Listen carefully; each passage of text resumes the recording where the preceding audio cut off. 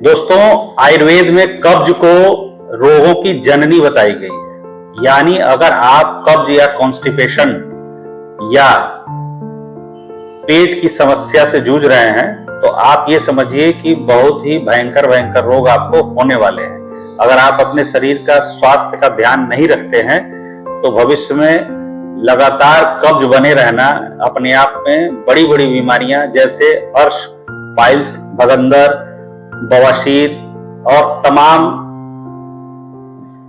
रोगों को उत्पन्न करने का कारण बनती है। शौच शुद्धि न होना कब्ज के अंतर्गत आता है या शौच शुद्धि न होना ही कब्ज होता है।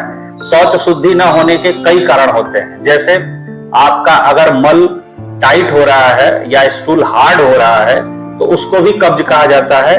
अगर आपका स्टूल जोर लगाने पे बार बार थोड़ा थोड़ा हो रहा है तो वो भी एक प्रकार का कब्ज है। और अगर आपका शौच बिल्कुल हो ही नहीं रहा है, आप भोजन कर रहे हैं और प्रतिदिन आप शौच शुद्धि आपका नहीं होता है, डेली आप टॉयलेट नहीं जाते हैं, तो भी आप कब्ज के शिकार हैं। तो कब्ज अपने आप में एक महारोग उत्पन्न करने वाला अवस्था है जिससे बचना बहुत ही जरूरी होता है। हर प्रकृति के व्यक्ति के अनुसार अलग अलग प्रकार के कब्ज होते हैं।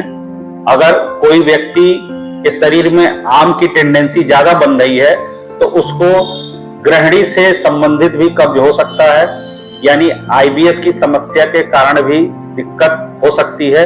कई बार आईबीएस या ग्रहणी की चिकित्सा कराने के बाद भी स्टूल हार्ड होने लगता है और मल शुद्धि नहीं हो पाती है, जिसके कारण रोगी कब्ज से परेशान रहता है। आयुर्वेद में जो कोष्ठ बताया गया है, यानी आपकी आंतों की क्षमता के अनुसार जो कैटेगरी डिवाइड की गई है, 3 तरह की कैटेगरी बताई गई है: मृदु कोष्ठ, मध्य कोष्ठ और क्रूर कोष्ठ। दोस्तों, जो मृदु कोष्ठ होता है, यानी जिसको थोड़ा सा भी विरेचक औषधि अगर लैक्सेटिव या परगेटिव औषधि देते हैं तो उसका शौच शुद्धि हो जाता है, तो वो मृदु कोष्ठ के अंतर्गत आते हैं वो रोगी। और जो मध्य कोष्ठ हैं, यानी थोड़ा सा अधिक मात्रा में या पुराना कब्ज जिसका होना शुरू हो गया हो, उसको मृदु कोष्ठ के अंतर्गत रखा जाता है। और क्रूर कोष्ठी वो रोगी होते हैं जिनका बिल्कुल ही पुराना कब्ज हो, जिनका शौच बहुत ही मुश्किल से निकलता हो और जिनके शौच में बिल्कुल कड़ापन हो और गांठें पड़ जाती हो, बहुत जोर जबरदस्ती के साथ थोड़ा बहुत मल त्याग हो पाता हो और तमाम औषधियां खाने के बावजूद भी उनका पेट नहीं साफ हो पा रहा है, तो वो क्रूर कोष्ठी के रूप में जाने जाते हैं आयुर्वेद में, जिनकी चिकित्सा बहुत ही बेहतर तरीके से पंचकर्म के द्वारा कराया जा सकता है।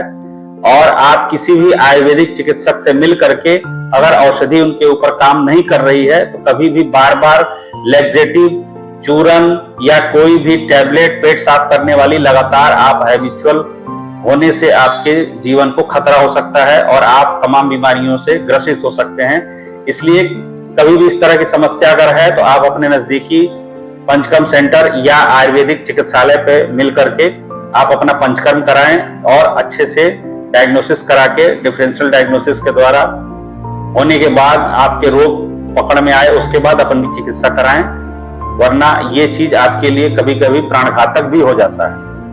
तो दोस्तों, इस तरह की अगर कोई भी आपको समस्या है, अगर कब्ज की समस्या रहती है या एनोरेक्टल गुदा रोग में किसी तरह का बीमारी है, भगंदर है, पाइल्स है या नपुंसकता की शिकायत है या बच्चे नहीं हो रहे हैं या किसी तरह की बड़ी चमड़ी की समस्या है या स्किन से रिलेटेड जितनी भी बीमारियां होती हैं, हमारे चिकित्सालय VDM आयुर्वेदा महाराजगंज में लगभग सब रोगों की चिकित्सा सफलता पूर्वक की जाती है। तो आप चिकित्सालय पर संपर्क करके अपने रोगों का निदान और चिकित्सा करा सकते हैं। और वीडियो देखने के लिए धन्यवाद दोस्तों। चैनल को आप सब्सक्राइब कर लें। अगर आप चैनल पर नए हैं तो चैनल को सब्सक्राइब कर लें, वीडियो को लाइक कर दें और आप ज्यादा से ज्यादा वीडियो को शेयर करें, लोगों तक पहुंचे ताकि लोग इसका लाभ उठा सकें। और अगर आपकी कोई क्वेरी है तो उससे रिलेटेड कोई भी जानकारी आप लेना चाहते हैं, आयुर्वेद या किसी बीमारी से संबंधित कोई भी आपको जानकारी लेनी है, तो कमेंट बॉक्स में आप अपना क्वेश्चन पूछ सकते हैं। समय मिलने पे उसका जवाब दिया जाएगा। धन्यवाद दोस्तों।